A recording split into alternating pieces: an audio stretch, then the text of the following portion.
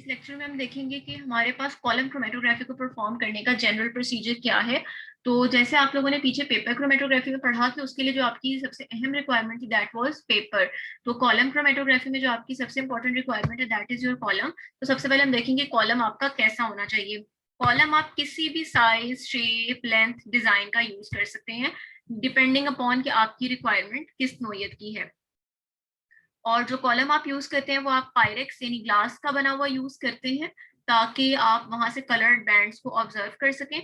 इसके अलावा कॉलम्स आपके पास डिफरेंट डायमेंशंस के हो सकते हैं, उनकी लेंथ कम ज्यादा हो सकती है, उनकी चौड़ाई कम ज्यादा हो सकती है। आमतौर पर अगर आप छोटे डायामीटर वाले यानी तंग डायामीटर वाले कॉलम्स लेते हैं अगर, तो उनमें सेपरेशन बड़ी अच्छी होती है। अच्छा, एक चीज यहाँ पर आती है कि पेपर क्रोमेटोग्राम में क्या था, सेपरेशन इस तरह से थी कि अगर आपने यहाँ स्पॉट लगाया तो आपको इस तरह स्पॉट्स मिल रहे थे।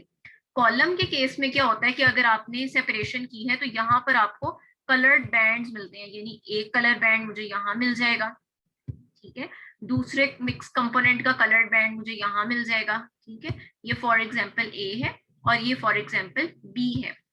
तो यहाँ पर जो बात होगी तो वो बैंड्स की, जोन्स की बात हो रही होगी। तो वो यही आपसे यहाँ डिस्क्राइब किया गया कि अगर आपका कॉलम तंग है, छोटे डायमीटर वाला है, तो ये बैंड्स की सेपरेशन बड़ी विजिबल होती है, क्लियर होती है। लेकिन साथ ही साथ एक ये भी चीज है कि अगर आपका जितना तंग डायमीटर, छोटा डायमीटर होता है, वहां पर सॉल्वेंट का, मोबाइल फेस का जो रेट ऑफ फ्लो है वो उतना ही कम होता है, इसलिए आपकी थोड़ी सी सेपरेशन ज्यादा टाइम लेती है।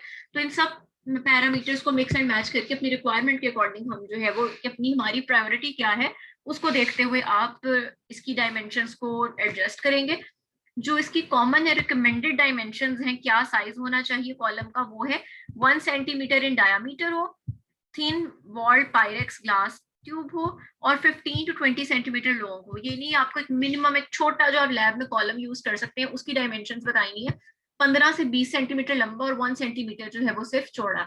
बिल्कुल आप इसके लिए अपने माइंड में एक स्केच के तौर पे, जैसे आपकी ब्यूरेट होती है, यू कैन कंसिडर दैट, लेकिन इसके ऊपर कोई ग्रेजुएशन, कोई मार्क्स नहीं लगे होते। और ये बहुत, ये जो एग्जांपल है ये बहुत छोटे तंग से कॉलम की है, अदरवाइज आपके पास चौड़े ज्यादा डायमीटर वाले कॉलम्स भी लैब्स में मौजूद होते हैं। डिपेंड करता है कि आपकी रिक्वायरमेंट क्या है। इसके जो कि कॉलम के दो सिरे होते हैं, जैसे ये ऊपर वाला सिरा है, नीचे वाला सिरा है। तो जो नीचे वाला सिरा होता है वहां पर रबर स्टॉपर लगा होता है, जहां से आप अपनी मोबाइल फेस की जब फ्लो है उसको कंट्रोल कर सकते हैं। स्टॉपर बंद कर देंगे तो फ्लो रुक जाएगा, ऊपर से मोबाइल फेस ऐड करेंगे, स्टॉपर खोलेंगे तो इट विल स्टार्ट फ्लोइंग। उसके बाद आप यहाँ पर एक छोटा सा कॉटन का पीस रखते हैं, क्यों रखते हैं और कहाँ पे रखते हैं ये भी हम देखते हैं। अच्छा, कॉलम आपने चूज कर लिया, अब आपका अगला काम आता है कॉलम को पैक करना। कॉलम तो खाली शीशे का एक, कह लें कि एक ट्यूब सी थी, ठीक है। अब आपने उसको रेडी करना है, उसके अंदर आपने स्टेशनरी फेज जो है वो बनानी है। तो ये प्रोसेस कहलाता है कॉलम को पैक करना। जब आप अपने कॉलम को इसके अंदर स्टेशनरी फेज डालते हैं, उसको रेडी करते हैं for the process of separation, this step is known as packing. Packing आपकी वेट पैकिंग भी हो सकती है और आपकी ड्राई पैकिंग भी हो सकती है। वेट पैकिंग का मतलब क्या है कि इसके अंदर आप अपना, देखें स्टेशनरी फेज हमने यहाँ क्या यूज करने हैं, एड्सॉर्बेंट्स यूज करने हैं। अगर आप एड्सॉर्बेंट को पानी के अंदर मिक्स करके उसका थिक सा पेस्ट, थिक सी स्लरी बना लेते हैं, तो अब आपकी ये पैकिंग कौन सी होगी, वेट पैकिंग होगी। अगर आप अपना एड्सॉर्बेंट ड्राई फॉर्म में डालते हैं तो फिर वो आपकी कौन सी पैकिंग होगी, ड्राई पैकिंग होगी। अब यहाँ पर एक इंपॉर्टेंट चीज है जो कि आप यहाँ मार्क कर लें, लिख लें, कि जब आप वेट पैकिंग कर रहे हैं तो एड्सॉर्बेंट के अंदर जो पानी के मॉलिक्यूल्स हैं वो किसके तौर पर एक्ट करेंगे, एज अ स्टेशनरी फेस। तो ये कौन सी कैटेगरी से बिलोंग करेगी, ये बिलोंग कर रही होगी आपके पास पार्टीशनिंग कॉलम क्रोमेटोग्राफी से। जब आप ड्राई पैकिंग करेंगे तो एड्सॉर्बेंट का जो पाउडर है, उसके जो पार्टिकल्स हैं वो एक्ट कर रहे हैं एज अ स्टेशनरी फेस। अब आप इसको क्या कहेंगे कि ये आपके पास क्या है, एड्सॉर्प्शन कॉलम क्रोमेटोग्राफी है। अब आप किस तरह से सेट करेंगे, सबसे पहले आप कॉलम जो है उसको, जैसे आप अपनी ब्यूरेट को सबसे पहले क्या करते हैं, क्लैंप करते हैं, वर्टिकली स्टैंड में लगाते हैं। सिमिलरली आप कॉलम को क्लैंप कर लेंगे, उसके अंदर आपने जो भी एड्सॉर्बेंट की थिक सी स्लरी, थिक सा पेस्ट बनाया था, आप वो डालना शुरू करेंगे। एक सिरे से डालना शुरू करेंगे और उसको जो है टाइम देंगे। जाहिर बात है एकदम से तो नहीं आप डाल देंगे इट्स अ थिक मैस, तो आप उसको अलाउ करेंगे कि वो ग्रेविटी के एक्शन के थ्रू आराम आराम से नीचे जाता जाए। आप इसको जब डाल रहे होंगे तो आप साइड से थोड़ा थोड़ा सा हल्का सा टैप भी कर सकते हैं ताकि वो थिक स्लरी जो है वो नीचे पास ऑन कर जाए। उसके बाद आप क्या करते हैं कि जब आपने कॉलम के अंदर, ये देखिए ये आपका है, यहाँ स्टॉपर लगा हुआ है और आपने ऊपर से इसकी थिक स्लरी डालना शुरू की है। यहाँ पीछे भी हमने पढ़ा एक बात कि आपके पास यहाँ कॉटन का पीस वो यहाँ रखा जाता है, ठीक है। अब इसको रखने का पर्पस क्या है? इसको रखने का पर्पस ये है कि अब आपने ऊपर से स्लरी डालना शुरू कर दी, सपोज आपने यहाँ तक डाल दी है स्लरी। अब आपने स्लरी जिस भी सॉल्वेंट में बनाई थी, आप 1 से 2 बार वही वाला सॉल्वेंट यहाँ से क्या करेंगे, पास करेंगे, ताकि वो इसमें से गुजरे। और इसमें से गुजरता हुआ जब वो कॉटन तक पहुंचेगा तो आपने यहाँ से स्टॉपर को क्या कर देना है, खोल देना है। स्टॉपर आप खोलेंगे तो क्या होगा कि ये तो आपके पास कॉटन क्या करेगी, एड्सॉर्बेंट के पार्टिकल्स को रोकी रखेगी, उसमें से नहीं गुजर पाएंगे, लेकिन कॉटन के अंदर से लिक्विड तो गुजर जाएगा, तो वो सॉल्वेंट इसमें से क्या होगा, गुजर के नीचे आ जाएगा। अभी हम क्यों सॉल्वेंट गुजार रहे हैं इस पूरे पैक्ड कॉलम में से, इसलिए गुजार रहे हैं ताकि पैकिंग एंश्योर हो जाए। कहीं कोई अगर ड्राई पार्टिकल रह गया है तो वो उसमें से भी गुजर जाए, कोई एयर चैनल्स हैं, एयर बबल्स हैं, कुछ भी है तो वो यहाँ से निकल जाए।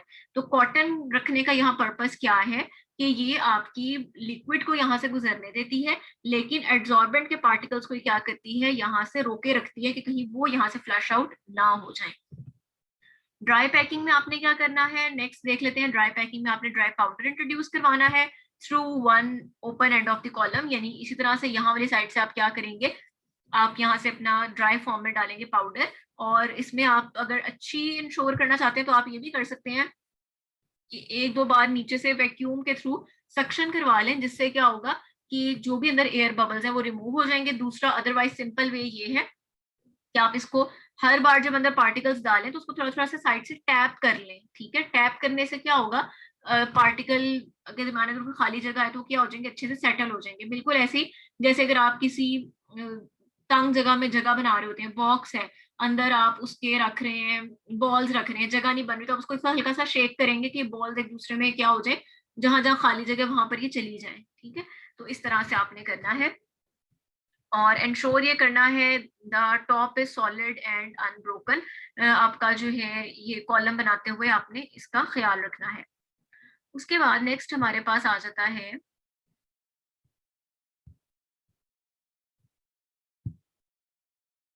कि आपको उसकी दिखाई गई है कि आप कॉलम पैक किस तरह से करते हैं।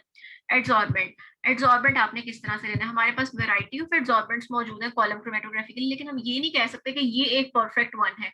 हर एड्सॉर्बेंट की अपनी प्रॉपर्टीज हैं और डिपेंड करता है कि हम किस चीज को सेपरेट करना चाह रहे हैं, तो उसके मुताबिक हमने एड्सॉर्बेंट क्या करना होता है, चूज करना होता है। उसमें कई चीजें आ जाती हैं कि आपके पास हर एड्सॉर्बेंट की एड्सॉर्बिंग पावर जो है वो वेरी कर रही होती है depending upon method of preparation. उसको आपने एक्टिवेट कैसे की है, किस टेम्परेचर पे वो एक्टिवेट होता है, एज एड्सॉर्बेंट काम करना शुरू करता है। एक अच्छे एड्सॉर्बेंट के अंदर प्रॉपर्टीज क्या होनी चाहिए, पहली बात तो ये कि आपका एड्सॉर्बेंट आपकी उस मटेरियल के साथ जिसको आप सेपरेट करना चाह रहे हो उसके साथ कोई रिएक्शन ना कर जाए, ठीक है। ये तो हमारी सबसे पहली रिक्वायरमेंट होती है ना कि सेपरेशन कर रहे हैं अगर आप, तो ये कोई क्वालिटेटिव एनालिसिस, तो ऐसा ना हो कि वो चीज खुद ही ब्रेक डाउन हो जाए, खुद ही रिएक्शन करके कोई नई चीज बना दे, ऐसा नहीं होना चाहिए। आपका एब्जॉर्बेंट ऐसे कलर का होना चाहिए कि ऐसा ना हो कि उसका कलर और आपके सेपरेटेड कंपोनेंट का कलर एक टाइप के हो, फिर तो मसला हो जाएगा। यानी अगर मैंने जो है कोई मुझे सेपरेशन अचीव हुई है और मेरे यहाँ जो बैंड का कलर था वो सपोज आ रहा था ब्लैक से कलर का, ग्रे सा था, ब्लैक सा था, मैंने एब्जॉर्बेंट भी अगर इसी कलर का ले लिया, ब्लैक कलर का ही, तो फिर तो मुझे कभी यहाँ ब्लैक कलर नजर नहीं आएगा। तो आपने देखना है कि आपके एब्जॉर्बेंट का कलर क्या हो। आमतौर पे व्हाइट कलर हो तो ज्यादा अच्छी बात है, आपके जो भी कलर्स आएंगे आपके मिक्सचर के वो आपको इजीली नजर आ जाएंगे। आपका एब्जॉर्बेंट जो है उस सॉल्वेंट के अंदर इनसॉल्युबल होना चाहिए। आप देखिए, आप यहाँ पर एज अ मोबाइल फेस के तौर पर एक सॉल्वेंट यूज कर रहे हैं, आप एब्जॉर्बेंट की स्लेटी बनाने के लिए सॉल्वेंट यूज कर रहे हैं, तो जिस भी स्टेप में आप सॉल्वेंट यूज कर रहे हैं solvent should be insoluble towards your adsorbent. Reason, अगर आप ऐसा नहीं करेंगे, देखिए यहाँ पर हमने जब उसकी थिक स्लरी बनाई थी तो वो बिल्कुल ऐसा मिक्सचर था जैसे अगर आपसे मैं कहूँ कि चौक के अंदर जो है आप पानी डाल दें तो वो उसके अंदर हल तो नहीं हुआ होता ना, वो तो एक उसका थिक सा पेस्ट होता है। तो बिल्कुल वही बात कि यहाँ पर इनसॉल्युबिलिटी हमें चाहिए, अगर वो सॉल्युबल होगा तो फिर तो ये सारा हल होके जब आप नीचे स्टॉपर खोलेंगे तो एड्सॉर्बेंट ही उसके साथ हल होके नीचे आपको मिल जाएगा, ठीक है, तो जब एड्सॉर्बेंट ही यहाँ से जाता गया तो यहाँ तो स्टेशनरी फेज ही ना बची, सेपरेशन ही ना हुई, तो एड्सॉर्बेंट को इनसॉल्युबल होना चाहिए, it should be non catalytic. ऐसा ना हो कि सब्सटेंस अगर डीकम्पोज होने वाला तो ये उसको कैटालाइज करे और डीकम्पोजिशन के प्रोसेस को स्पीड अप कर दे। Physical and chemical properties of adsorbent should not change under experimental conditions. Thoroughly उसकी जो फिजिकल स्टेट जैसी स्टार्ट में थी, केमिकल कंपोजिशन जो उसकी शुरू में है वही आखिर तक रहनी चाहिए। अगर उसमें कोई तब्दीली आ रही है तो इट मीन्स कि it is taking part in some sort of reaction, reactivity कोई कर रहा है, ऐसा नहीं होना चाहिए। पार्टिकल साइज एड्सॉर्बेंट का यूनिफॉर्म होना चाहिए, इतना फाइन जरूर होना चाहिए क्योंकि जितना छोटा साइज होगा उतनी ही सेपरेशन अच्छी होती है, सरफेस एरिया ज्यादा होता है, एड्सॉर्प्शन ज्यादा होगी और उतने अच्छे आपको शार्प बैंड्स मिलेंगे। बट इतना फाइन, इतना छोटा ना हो कि वो आपके कॉलम में से पास हो जाए और जब आप यहाँ पर जब स्टॉपर जिस पॉइंट पे खोलते हैं जिस स्टेप पे, तो ये फ्लो करके नीचे चला जाए। ठीक है, तो ऐसा नहीं होना चाहिए वरना तो कॉलम की जो सारी उसका पैसेज है वो क्या हो जाएगा, ब्लॉक हो जाएगा।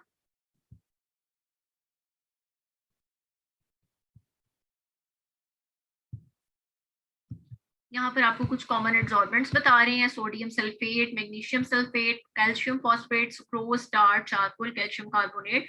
ये आपके पास कुछ ऐसे एड्सॉर्बेंट्स हैं जो कि आमतौर पर यूजफुल पाए गए हैं। और इसके अलावा उन्होंने एड्सॉर्बेंट्स को क्लासिफाई भी किया है उनकी एड्सॉर्बिंग एबिलिटी के मुताबिक। वीक एड्सॉर्बेंट्स उनको कहा है जिनकी एड्सॉर्ब करने की सलाहियत कम है, टाल्क है, सुक्रोज, स्टार्च, इंसुलिन। इंटरमीडिएट एड्सॉर्बेंट्स उनको कहा है जिनकी एड्सॉर्बिंग एबिलिटी दरमियानी है, ना बहुत अच्छी है ना बहुत कम है, slag lime, magnesia, calcium carbonate, calcium phosphate. और स्ट्रॉन्ग एड्सॉर्बेंट किनको कहा है, एल्यूमिना और चारकोल, जिनकी एड्सॉर्बिंग एबिलिटी क्या है, बहुत ज्यादा है, अच्छी है। नेक्स्ट हमारे पास आ जाता है कि आपने कॉलम के अंदर कौन से सॉल्वेंट्स यूज करने हैं। सॉल्वेंट जो है आपके यहाँ पर यूज कहाँ कहाँ हो रहा है, अपने सैंपल का सोल्यूशन बनाने के लिए आप सॉल्वेंट यूज कर रहे हैं, आप as a mobile phase solvent use कर रहे हैं, आप जो कंपोनेंट सेपरेट हो गए हैं उनको वहां से अलग करने के लिए, एल्यूट करने के लिए भी क्या कर रहे हैं, सॉल्वेंट यूज कर रहे हैं। तो हमारे पास यहाँ पर डिफरेंट किस्म के सॉल्वेंट्स हो सकते हैं। बाज़ ऐसा भी होता है कि इन सारे स्टेप्स के लिए एक ही सॉल्वेंट काफी होता है और बाज़ आपको सॉल्वेंट्स को वेरी करना पड़ता है। और सॉल्वेंट एक भी हो सकता है, सॉल्वेंट कॉम्बिनेशन ऑफ सॉल्वेंट्स भी हो सकता है। तो कह रहे हैं कि चाहे आप एड्सॉर्प्शन मोड में कर रहे हैं, पार्टिशनिंग मोड में कर रहे हैं या आयन एक्सचेंज मोड में कर रहे हैं, सॉल्वेंट्स की रिक्वायरमेंट आमतौर पे तीनों केसेस में सेम है।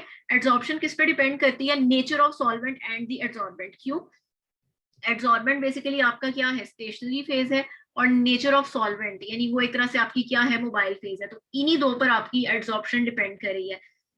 या तो आपके कंपोनेंट की एबिलिटी आपके सॉल्वेंट मोबाइल फेज की तरफ ज्यादा होगी उसमें डिसॉल्व होने की, या एड्सॉर्बेंट यानी आपकी स्टेशनरी फेज में रिटेन होने की एबिलिटी ज्यादा होगी। तो जैसे आपने स्टेशनरी फेज यानी एड्सॉर्बेंट सोच समझ के चूज किया था, वैसे ही आपको सॉल्वेंट भी क्या है, देख के चूज करना है।